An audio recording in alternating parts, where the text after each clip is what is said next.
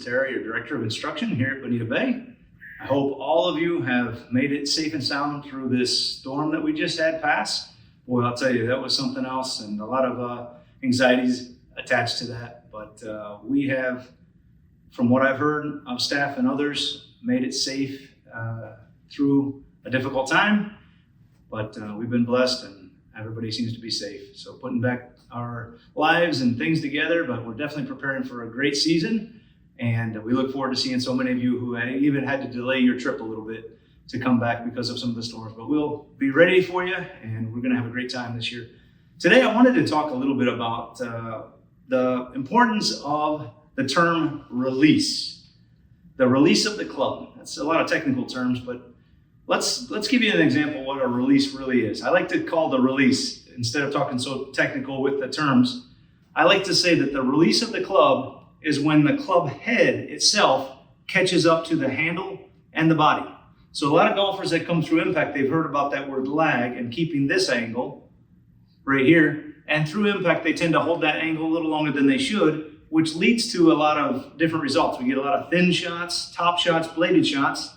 We find ourselves leaving the club face open and the ball will go off to the right, and somebody will say, well, you need to release the club. So technical term release, that's when the club head catches up. That means we have to get the wrists to activate and straighten right through impact. Now, some golfers, they get the wrists to activate early, and when they make contact, their handle's way back here. They might find themselves what looks like a scooping action before they come through. They might hit the ground first. So that's not going to get it done. So the release might happen a little too early. Technical term, right? Or if they hold, and then their handle gets past their left leg for a right-handed golfer, then they release, the club head gets there too late and the club face is still open. So I wanted you to understand the term release and how that can influence so many different things in your results. It can affect distance from the ball, it can affect your grip and what somebody might advise you to do with your grip. There's so many different moving parts. It all will stem from when and where you release from.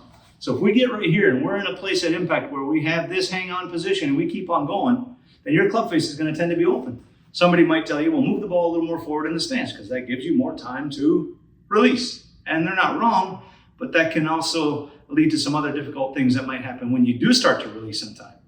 The other thing is they might say if your club face is open, well, move your hands more to the right, make for a stronger grip. That's because we need some help getting the club head around. Well, that's not always a good idea if the ball is forward in the stance and the release is late, you start to release, you'll hit the ground early. So depending on when you release the club, when you let the club head catch up, will determine some of those things. So if you're confused with some of the things you've heard from different teachers and even the Golf Channel, golf magazines, different advice on what the release looks like, when to release, and how to release, I look forward to spending some time with you. Answering those questions will really identify what's going to be right for you relative to ball position, grip, distance from the ball. So those are going to be the things that are impacted relative to when you allow that club head to catch up. So if you're worried about all that technical terminology and all the things that make golf lessons and golf instruction hard to understand, I'm a fan of really working things into a different form where it's very easy to understand and then help you understand what's going to be right for you